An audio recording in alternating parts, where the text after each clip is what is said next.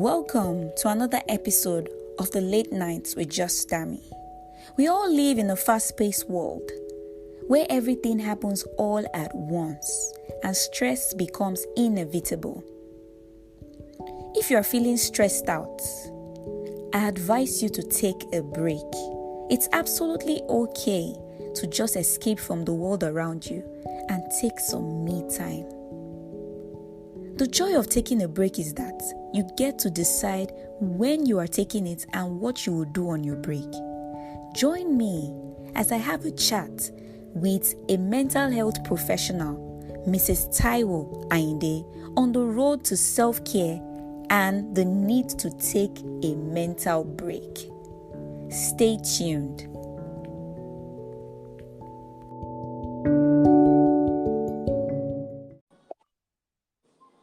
Hi Taiwo. Hi, hello, Demi. How are you? I'm fine, thank you. It's a privilege to have you on the show. Thank you for honoring my invitation. Thank you so much for having me. You are welcome. So before we go on to the topic, I would like to ask you what the common types of mental health disorders are.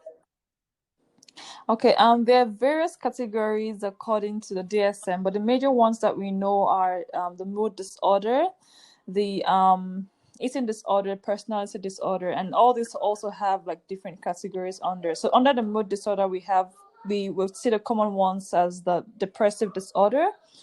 And say, for example, under the personality disorder, would see what we usually know as bipolar disorder, borderline personality disorder, and so much more under that. But I mean, those are just the major ones that we know. Anxiety, you hear people say anxiety and depression.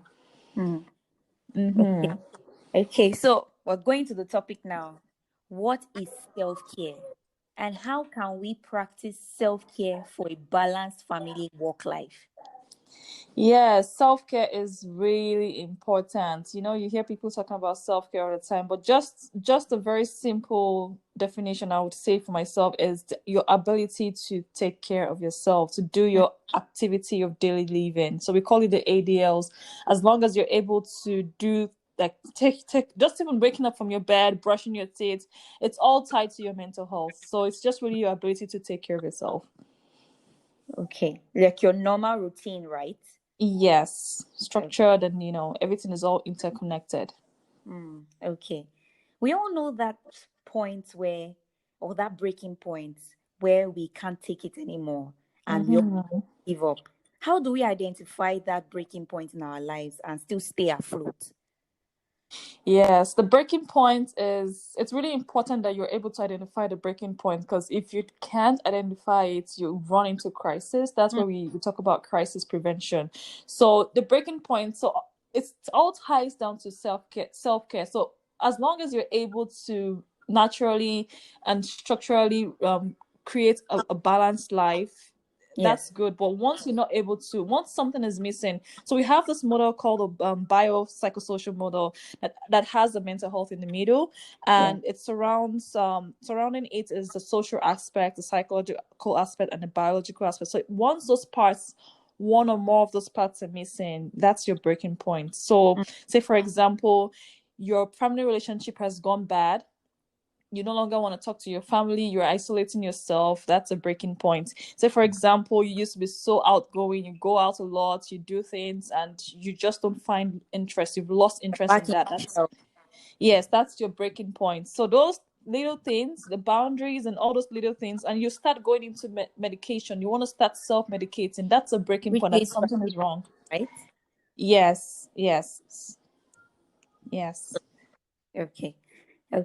So do you have any advice for working moms and on how to balance their family life, their children, their work, and their business? Because I know you have a lot of things going. You have the food blog, you have the you have the makeup and all. I know it sounds like, yes, I mean, it looks like I live three different lives. I have my food side and the food aspects of me. I do makeup. I also work full time as a mental health worker, and I do there's so many other things I even do outside of that. But you have to just find that point, take a step back. As much as I'm involved in all this thing, what I do for my self-care, I take a walk these days I've been taking lately lots of walk, connect with nature. I'm spiritual, so I read my Bible. I try to find something different from what I would normally would do, On like talking normal to day. friends. Yes. So food is also a therapy. You want to find something that's therapeutic for you, that would elevate you. So you want to start bringing out that confidence. Look at that strength that you have and turn it into a purpose, like turn it into something that can, change your worldview. So that's why I talk about the whole biopsychosocial model, where we have that spiritual aspect, the emotional aspect. If it's just to even get a hug from someone, that's very relieving. Like that's a self-care. So it can help with that emotional aspect for you. And yeah, it's just really connecting back. Like you have to start connecting all the dots, because once two or more dots are missing, your mental health starts to decline. So for me, like, living abroad here and in this kind of developed world, it's kind of challenging, especially for new moms. Like postpartum depression is real. Like it's a depression that's not easily identified, but once you're able to pick that on, you're isolating yourself. What's like, you feel like it's all about your child. It's good to have your child in mind, but also think about yourself. Take a step back, get yourself some therapy, because I mean, once the child comes in, in this world where we live in, like it's like you're doing all the old work. You're taking care of the child, you're doing the laundry, you're cooking, you're doing the grocery, you're doing Yeah. so many things all at once. Like we women wear a lot of hats, right? Yeah. So we need to Superhuman. set your boundary, take some time for yourself, have some therapy, even if it's just playing, going out and chatting with friends, and doing something different. That's what's really important. Like do something different for yourself, and you'll see it. Like it's been working for me. Like, and seek help. That's what I'll say, seek help. Because if you don't seek help, if you don't speak out, you get to the breaking point where you feel like no one understands you. So that's where we have to really understand that you have to step out of that zone, seek help. It's really hard to do that, but like start having that conversation with your spouse. If you have, I'm tired of this, can you help me on this? Yeah. Start delegating duties to people around you, so that Because you you can, can't do it all. yes, take off that burden, because you get to the point where you can't do it all, and you can't even accept any help. So don't get to the point where you can accept help. That's where it can get up to. So yeah. So, do you have any last words for everybody on how to manage their stress life? Yeah, I mean, this world we are in, COVID has really taught me one lesson: to take a step back and, dissect all the distractions, reflect, give yourself some more spiritual time, some more emotional time to understand yourself, be self-conscious. So Yes. my advice to women out there, and even just anyone out there, is to take one step at a time. You might feel overwhelmed.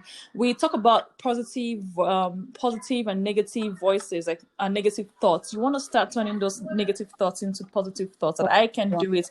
So you want to start talking about affirmations. I can do it. I'm strong. So almost like, because sometimes, the devil tries to put so many confusion in your head that you're so weak. That's self-esteem comes in, right? You want Yes. to work on your self-esteem. Self-esteem really has to do with who you are, building that confidence that you are, to be bold. So, seek help, set boundaries, be compassionate to yourself, be kind to yourself, do things for yourself that will make you happy. And rest on God's word. Like find peace, find a purpose. Like it's really very important that we connect back to our creator, who is God, Yes. that has given us that life to live. So just be I'm yourself, and yeah. grateful. Mhm. Exactly. Yeah. Thank you so much for being on the show Thank today. you, I appreciate. Thank Thank you. you so much. Bye. Bye.